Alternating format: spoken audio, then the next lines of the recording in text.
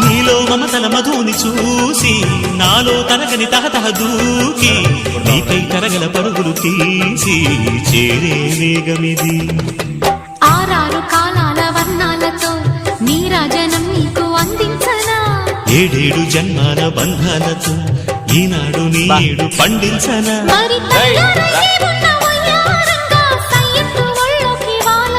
చూసుకొచ్చానమ్మా చూడు ఉత్సాహంగా చిన్నారి వన్నెల్ని ఏలంగా ప్రతిక్షణం పరవశం